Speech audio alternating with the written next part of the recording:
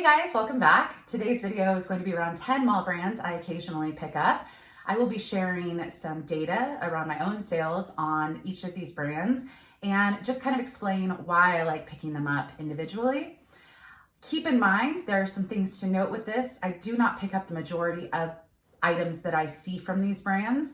On average, I'd say I probably only pick up 2 to 5% of items that I find from these brands. However, I have had a decent luck with the resale of them. The resale value of a lot of these mall brands is pretty equal to Anthropologie or Free People. And all of these, I believe, I have sold more than half of what I've listed, which I think is important to note. If you saw a recent video of mine of brands I'm not picking up as much, that was the opposite. So I think that a lot of people assume, well, everyone has Talbots or everyone has J.Crew, and so there's not as much of a demand. But I think it's actually there's more people that are familiar and comfortable with those brands shopping for those brands rather than some high-end fashion designer. So although there's a lot on the market, there's also a lot of buyers looking for those items as well. So I'm not afraid of a mall brand. I don't think you should be afraid of a mall brand. You don't have to sell mall brands if you have access to really great stuff where you don't have to pick it up. But for a lot of people, I think you have access to this or you have a mixture like I do. And so I just like to come on and be transparent and say, I like a good mall brand and I like picking them up sometimes. And I thought I would share some information around which ones I like to pick up. So if that sounds interesting, definitely keep watching. If you aren't subscribed, feel free to subscribe, hit the subscribe, and hit the thumbs up on your way out if you like this style of video. So the thing I like about most of these brands is they're designed for the masses. So variety of ages can wear these typically. There's kind of different styles that appeal to different ages. The styles tend to be more of a comfortable, easy to wear, multifunctional type of style. And I think that that's really quite nice for a lot of people. A lot of people are wearing a lot of the same clothing, whether it's to a barbecue, whether it's to a party, or they kind of want things that can fluctuate between those things. And I think that a lot of these brands have just stuff that, I don't know, I'm a mall brand wearer, so I guess I've just always liked the functionality behind a lot of mall brands. I do think that sizes and styles matter most with what mall brands. So when I'm looking at mall brands, is there something unique about it? I'm not going to pick up a basic shirt, probably. Even if it's cheap, because if there's nothing that can be in keywords or something that might stand out to someone in photographs, it's going to be a hard sell. So I think a lot of what I've learned with mall brands is don't be afraid of them. They still sell, but try and find something that you yourself love or you think that other people love. And that's, I think, the key thing. You can be any age, you can have any style yourself, but you're not shopping for yourself when you're a reseller. You're shopping for people to buy your stuff. And so if the majority of people are into this style at the moment, that might be something that you might want to pick up even if you don't like it. At least that's my take. That's how I want to sell things. So, and I did not include any department stores, even though those are often found in malls like Macy's or Nordstrom. I also didn't pick stores that are in some malls, but typically metro malls. And what I mean by that is we used to have Anthropologie in malls in certain parts of the Bay Area, but that's not in the majority of malls around the country. So my view of what a mall brand is basically it's found in like 95% of the malls in the US. And I think these all fit that bill. So if we should just jump in. There's no more rambling. I mean, I'm sure there's more rambling, but all right. So the first one is probably one of my favorite brands to pick up just in general. But yeah, is Clarks. And Clarks, I find all the time in every store or every mall that I've ever been into. I love wearing their stuff. I am such a comfort shoe type of person, but they also have really cute styles and it is an expensive brand. Like I remember I bought a pair of Clarks probably about a year ago, full price, and love them. They were like $140 and they were not, I think maybe they had like a 10% off or 20% off sale, but they were expensive. So, and they were the trendy kind, the cute kind. So I really like Clarks personally, and it's sold well for me. I've listed 17 and I've sold 16. And that is a really great resale sell-through rate for me personally. Most of the Clarks shoes for me personally sell between 20 to 40. Style does matter, but also style doesn't matter for this one. Some of the comfort shoes that maybe aren't trendy still sell for me. So, you know, there's just a huge market of people who just know Clarks, love Clarks. And I do think condition matters. So I typically will pass on it if it's not in great condition. And it's a shoe brand that I will only pick up if it's kind of $1 or at the bins, you know, for a few dollars with weight. So I don't pay much for Clarks, but I do like to pick it up. J.Crew is the second one. I have listed 45 J.Crew items, and these are all Poshmark data. I didn't include eBay data because it's just a little more, it's easier just to focus on the Poshmark data for me. But I've listed 45 and I sold 26. Most items for me with J.Crew sell between 15 and 25. But if you look at my Anthro stats, that's pretty much the same thing too. So J.Crew is just another favorite brand of mine to wear. I've shopped there a lot just in my life, and I just like their stuff. I like their style. So this is another one that I think diverse age groups, you can go in at 18 and you could probably find some things that you like, and you can go in at, you know, 60, 70 and probably find some things that you like. They do have a demographic that likes their preppy stuff. They have a demographic that likes their career stuff. So there's kind of a mix of things, but it's for me, it's a solid brand to sell. I haven't had as much success with that. That's almost a little bit more than 50% sell-through rate for me, but I have been fine-tuning what I've been picking up with J.Crew because yeah, I think there has to be something unusual, and I've definitely had some misses on what I picked up by the brand. Banana Republic, I kind of wanted to clump these together because I kind of see them being kind of equal or the same, but they are different parent companies. J.Crew is, I can't remember, Gap, I believe. Oh, no. J.Crew is its own? J.Crew is its own. Gap has Old Navy. Gap has Banana. Okay. J.Crew, who's the other? Madewell's under J.Crew. Anyways, off topic. But Banana Republic, similar style, similar vibe, another store I've shopped out a lot. I've listed 34 and I've sold 19, and the average sale price for me is around that $15 to $25 mark. Again, very similar to a lot of Free People or Anthro that I pick up.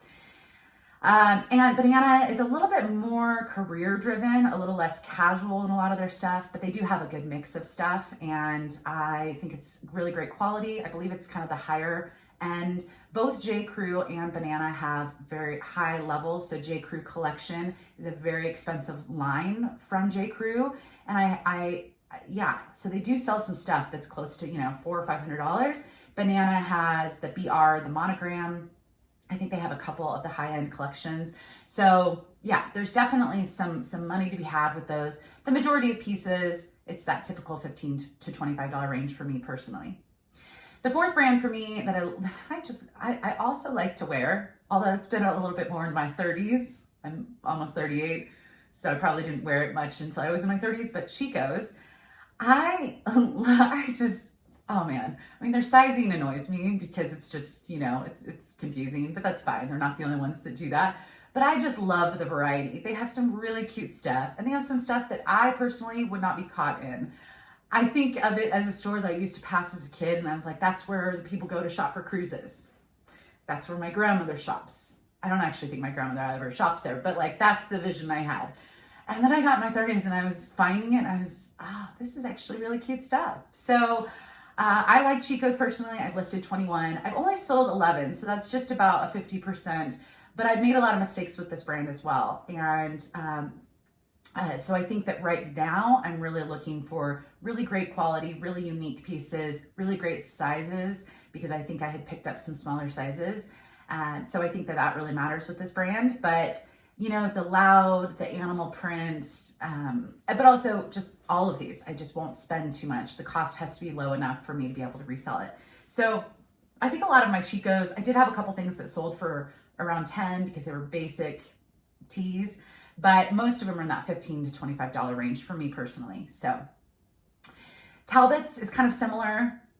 Yeah, very similar. I did buy a lot of stuff there when I was working in more of the business casual world, and really great quality, very expensive retail. Again, a lot of these are. I've listed 12 and I've sold 8. And I, again, would be very selective with what I pick up by this brand. So if it's a basic tee, if it's basic slacks I would have a hard time selling. Plus size has done pretty well for me with this brand, and just some of the more unusual pieces. So both Chico's and Talbots are kind of the same demographic. I have sold both of them on Poshmark, and I have sold them on eBay, and I'm not opposed to either, but I think I'm just a little bit more picky than I once was. But really great quality stuff, and I think a wide variety of ages, maybe not in the 20s or teens, but I think the 30 to my grandma could wear it, and I think it's a good mix of stuff. My grandma, I think she's very trendy. I don't think she shops at any of these stores, but I think she's very trendy, and I like these stores that are just easy. So, all right, next up, I did clump Taylor and the Loft together because it is the same parent company. Taylor is kind of the more expensive, and the Loft is kind of more the casual, more affordable. But I've listed 20, I've sold 11, and most of the pieces go for about 15 to 30. I used to shop at Taylor a lot. I've never really been a big Loft shopper. I don't know what it is about the fit, but they just have never fit me all that great. I think there was a time where I liked a pair of their shorts, but I wasn't buying a lot of shorts in San Francisco. So yeah, I think it's a brand that sells. Again, really picky now with what I pick up. There has to be really great quality, you know, a nice coat, they've got a lot of, like, the Loft has a lot of prints. I won't really pick up a lot of the prints because I think that they always cycle through. Taylor is a little bit more career. They have a really great petite section. So I like the brand. Similar comps or sell price for me. And I just have to be picky about what I pick up. Also consider sizes for me. Another brand, I don't know which number this is, 7 maybe, 8, 9, 10, yeah, 7, that I've mentioned before, and I don't want to get the wrong idea out there that I pick up these brands all the time. I don't. I pass on the majority, more than 90% of most of these brands, including this one. But I have had some decent luck selling this brand along with a lot of these, and that's White House Black Market. Now, I did make a mistake of buying some stuff early on, and it just didn't sell, and I probably need to pull it. So I've listed 26 and I've sold 13, so right at that 50% mark. Most items sell between $15 and $30, and I think that it's a brand that I, again, have worn, have bought at, but it's just like the rest. It's something I pass on the majority of time, unless it's a piece I really like, or it's a size that I think is really good. So I do really like their pieces, and I like walking into their store. I like black and white personally. So, and they sell other colors, but you know, they have a lot of black and white. All right, the 8th brand is Gap, and I feel like there's a lot of resellers that don't pick up Gap, and I don't know why. It's got a lot of people that like the brand and wear the brand and know the brand, and it's kind of got a loyal following. I've listed 19, I've sold 12, and the average sale price for me is about that 15 to 25. And I think that the thing with Gap is some of the quality isn't there, but some of it can be really great quality. It's sizing matters here for me because it's, again, the masses. They do have a variety of sizing, which is great. And styles, if there's something that can be easily searchable, so there's like a certain jean style or something like that people can buy the same and just keep buying, that's always great. But yeah, I like the casual element. I'm a fan of the brand, and it's similar to the rest, you know. It just matters on what are you paying for it. Me, I would not pay much, but if it's a really great style, if it'll photograph well, if it's a good size, you know, there's definitely a market for it. 9th is Victoria's Secret, and I actually haven't bought too much Victoria's Secret. Okay, I guess 16's a lot. A lot of those were swimsuit tops. I had this like phase at the bins where I was picking up swimsuit tops, and I shouldn't have. I think because I heard someone when I was a new reseller of, oh, I love picking up Victoria's Secret bikinis. And then I did a lot, and then I just stopped. So, but Victoria's Secret bras, lingerie, I haven't had that much luck with their swimwear, but some. I would have to really, really be picky with that. But the sale price is only about 10 to 20 for a lot of the pieces I've sold. I've sold about 9, so not terrible. But I think it's a brand that they have stuff that caters to the young. They have the pink line, you know, that type of stuff. and they have things that are a little bit more elegant for like wedding nights and stuff like that. So I think they also have the beautiful like pajama sets just for everyday wear. So I think a lot of people know the brand, they like the brand, it is pretty expensive. If they have a favorite bra and you find one that's in really great condition, I wouldn't be opposed to, you know, wearing a bra that's gently used. So I think there's definitely a market for it. I don't pick it up all that much anymore, but if there's something great, I'll definitely pick it up. And then the 10th brand that I didn't even know it was a mall brand. I've actually never been in one, but I've sold a lot of it. So it's Torrid. For some reason, I didn't know about it until I was a reseller. And then as a reseller, I heard a lot of people say they like to pick up Torrid. And then I found it a lot when I was out thrifting. So I've listed 54 and I've sold 45. So this and Clark's are kind of two brands that have done particularly well for me.